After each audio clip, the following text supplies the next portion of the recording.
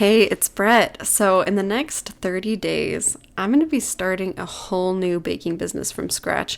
I've been running my cake business, Hobble Creek Cake Company, for the past 3 years, and then I moved this summer. I'm in a new city. It's a completely new market, completely new customer base, and it's a really fun opportunity to start fresh, to learn some things, to teach some things, and bring you guys along for the ride. And I'm really, really excited to do it again and prove to myself and to everyone that it wasn't luck.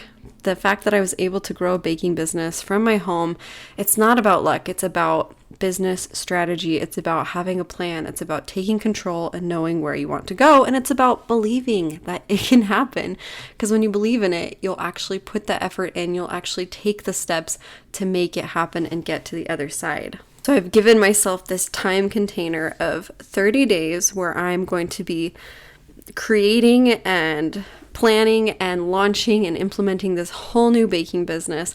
And I'm going to be having these little mini episodes here on the podcast so that you can follow along and stay in the loop and learn as I go along. So those will be coming out every Tuesday. And today I just wanted to update you on where I am so far with this new baking business. I'm still centering this business around cake, because cake is where my passion really lies. I love designing cakes. I love the satisfying process of creating cakes. That just is what really fulfills me as a baker. I enjoy that. So I'm still focusing on cakes, and I'm still focusing specifically on wedding cakes. As I've moved to this new town, I have noticed that there really isn't a wedding cake person here. There's one lady who does them, and she's the owner of the one and only venue in town. So she kind of has her hands full, and I've heard from people around town, neighbors and friends and different people I've met, that she's kind of looking to duck out of it and do less of the cakes because she's running a whole venue. So the opportunity is there for me to come and fill this niche, and I'm just kind of planning and preparing how I want to do that. As I'm doing this, I'm following my own recipe for success in business, those 6 ingredients we've talked about all the time. And the first one is a plan. So I spent the past week really going over my plan and thinking about what my goals are, thinking about who my target customers are, and thinking about my brand and about the product that I want to offer, what the value of that is, and spelling all of that out. And I actually follow my own template that I have. You can download it. I'll leave the link for it in the show notes, but you can download this whole template. It'll walk you through how to create just a simple business plan for your baking business and help you actually kind of have a framework to operate within, so you're not just flying by the seat of your pants all the time. So I'm using that template to kind of craft my goals and what my mission is and what I really want to achieve. I've decided to call my business Salt Creek Cake Design, which sounds a lot like Hobble Creek Cake Company, and I was resistant to that at first. Picking a name took longer than it should have. But last time when I picked my name for Hobble Creek Cake Company, I chose that name because it spoke to the local area. There's a canyon near us called Hobble Creek Canyon, and so lots of things in town are called Hobble Creek, and I really wanted to let people know where I was and be part of the community by calling it that. And so that's why I went with Hobble Creek. And here there's a canyon called Salt Creek, and so I wanted to do that. I was like, it's a little close. I explored a couple different options. I thought about Bella Sugar or Sugar Bella. I was playing around with all these different words and thoughts, but in the end, I really liked Salt Creek. I think it identifies with this community and it feels kind of rustic. And I like the idea of salt opposed to sugar. I don't know why. I just feel like it feels a little more I don't know, it kind of goes against the grain of what normally a bakery is called. And I really like the idea of how a simple teaspoon of salt elevates an entire recipe. And I feel like a good wedding cake, even though maybe it seems small or maybe it seems, not the most important detail, but when you have a good cake, it really elevates the entire wedding day and that experience that you're having. So it kind of traces back to that idea of salt. So Salt Creek Cake Design is what I've decided to call it. And my goals are because this is like a learning experience, I don't plan to run this business for like the long haul.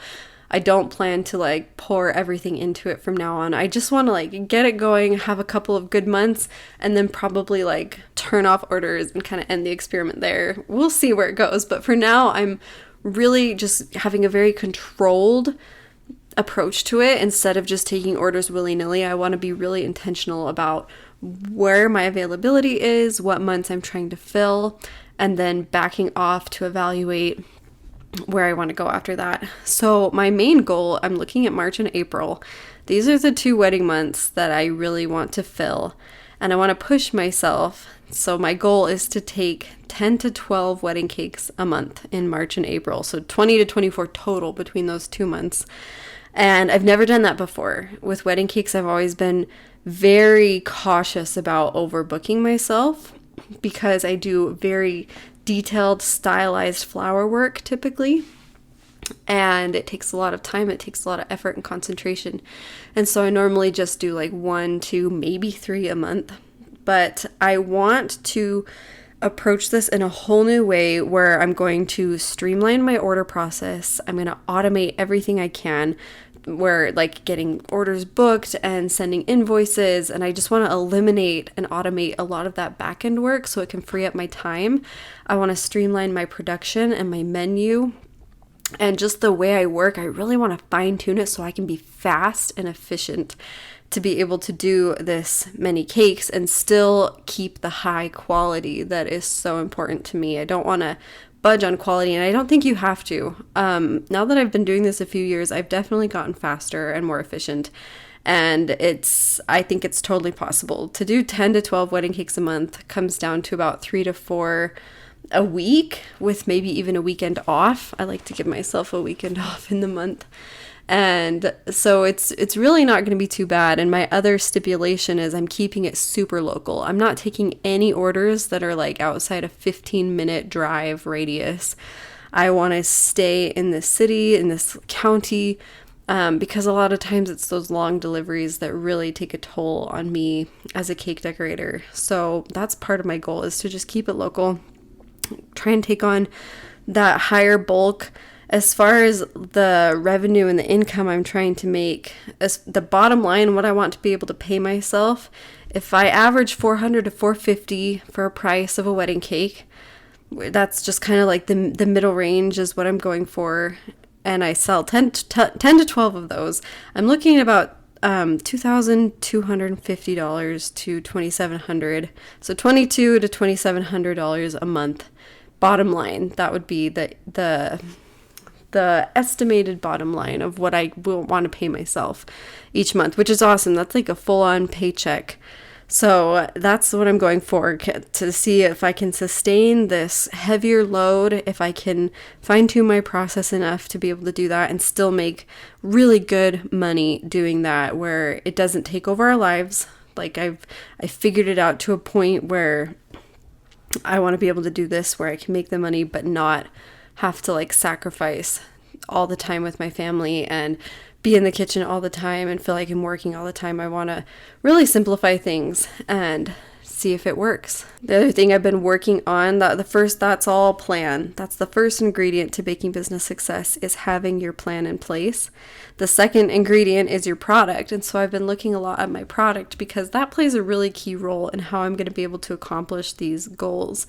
When you want to mass produce a little more, when you move away from just pouring yourself into one piece of work that's at a high price, as you move more into mass production, like I'm trying to do, you have to like dilute the customization a little bit, because customization and mass production they kind of butt heads. They're not really sustainable together, and you have to find a middle ground, or you have to find a way, the equipment or the process to make it happen. And then you always just lose a little bit of customization when you want to mass produce. And so looking at my product, I'm moving away from my typical flowery painted cake style, which I still love, and I'll still take orders through my Hobble Creek Cake Co. when I want to.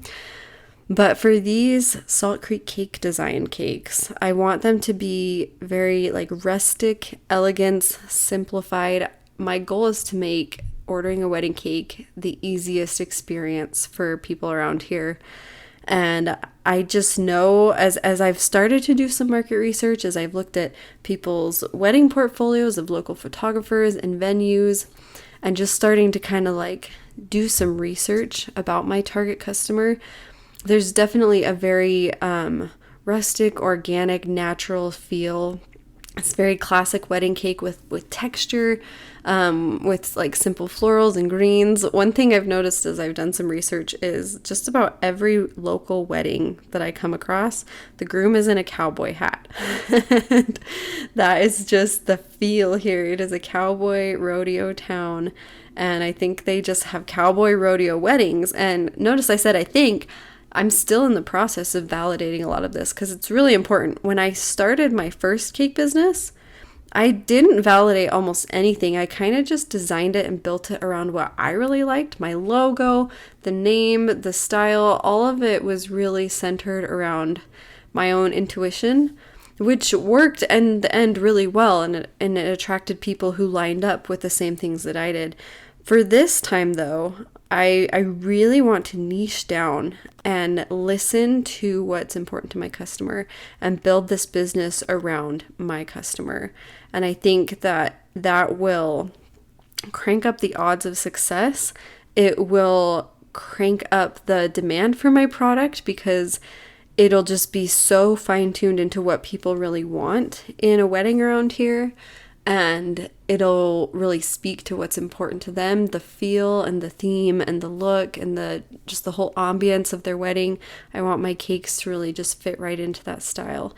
So my product's going to be really simplified. I'll have, just kind of basic white wedding cakes with some different variations of texture, maybe an occasional added like stencil pattern, and then flowers. I want to just kind of focus on the different floral arrangements and just making really lovely, clean, professional work that's so easy to order. It's done. It's checked off your list. It's like the best part of your wedding planning because it's so easy to do and it's such an exciting thing to order a cake. I've really streamlined my menu as well. I've just taken it down to the 4 top flavors, which is chocolate, vanilla, red velvet, and lemon, that I tend to do. Those are kind of just the base flavors, and I'm just keeping like simple buttercream. I'm not doing a lot of fancy filling options. It's just going to be straight up a good cake. It doesn't have to hide behind fillings or add-ins or whatever else. So that's the plan, is just to have 4 really solid flavors. So when someone wants to order, it's really easy. They pick their size, they pick their texture option, they pick their flavor, bam, done, paid. That's the idea, right? Now that I've kind of figured out my plan and my product, I'm moving into working on my price and my marketing. This week and next week, I'm going to be, looking at my numbers. I'm going to be crunching, like prices have changed a lot of ingredients since I've worked out my last pricing scheme. And so it's a really good time to revisit, like, what do my eggs actually cost me, and my sour cream and the flour and everything that goes into it, and cost it out. And my time commitment has changed and the delivery has changed. And so I'm going to price things out and come up with my base pricing for this new cake business. And then I'm going to start marketing it. I'm going to start getting the word out really fast. The first thing I will do is reach out to the local friends that I've made and enlist their help in getting the word out and in sending referrals. And I'll also probably ask them for feedback on like my logo and my colors and the pictures I'm taking and what do they think? Is it working? And does it feel right for the community? I want to get a lot of feedback and community involvement as I go forward building this business. And marketing, I'm also going to approach that one venue in town, that one cake lady who owns the venue. I plan to reach out to her, and I'm going to approach it really, really softly and just start to build a connection and a relationship. I'm not just going to come out the door swinging, like saying, hey, will you please send me customers? I want to build some trust there first. I know that the cake is really important to her. Her mom did cakes, as I've read through like her bio and her website. And so it's a detail that I think she's not going to hand off lightly unless she feels like she can trust someone. And so I really want to build that trust and that connection before I just start asking for customer referrals. But that's my plan to going forward, pricing and marketing. I've got my plan, my product under my belt, and I'm going to keep going from there. I'm really, really excited to get this new thing launched. I've been baking a few cake layers and taking some new photos. One of my rules that I gave myself starting over to make it fair, I can't erase my decorating talent and the skills that I've built up. And so it's like, in that way, I've kind of got a leg up starting from scratch because I already know how my process is. I get to start ahead of the game. So one of the rules I gave to myself is I'm not allowed to use any of my previous photos or my previous work to include in this new portfolio. I have to start a new portfolio completely from scratch. And it's a lot of fun. I get to kind of go for a new look. I get to play around with my photography and how I want to style things. So I've been doing that. I took my first pictures last night. I'll be starting a new Instagram for Salt Creek Cake Design and starting to add photos there. So if you want to find me, Salt Creek Cake or Salt Creek Cake Design. I haven't decided exactly which one I'm going to call it, but I'll be on Instagram and you can watch me grow that as well from scratch. I've built 2 pages over 10,000 followers. My Hobble Creek Cake is at like almost 14,000 and the Out of Home Baker is right around 56,000. And if you've ever heard anything from me, if you've ever followed along with what I teach, I tell you never to focus on the amount of followers.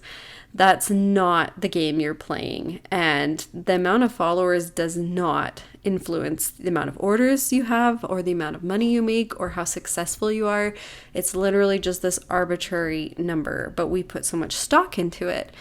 And what I tell you is to focus on serving your audience, serving your customers, doing it well, building your brand, and then followers naturally just happen. What the key of Instagram marketing is to connect with your target customer. It's not to reach the whole wide world.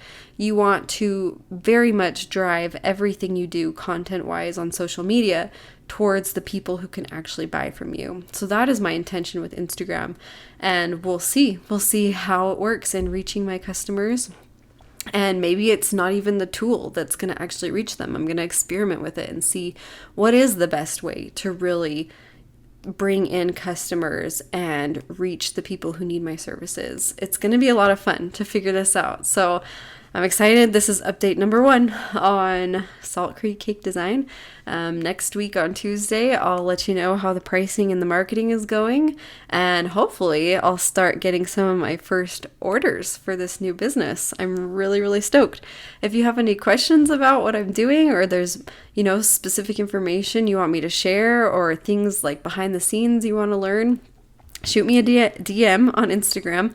Find me on the Out of Home Baker, DM me there, and let me know what you like to hear or like to see. And I'm more than happy to use this as a teaching and a learning tool for all of us. So thanks for listening in, and I'll catch you next week.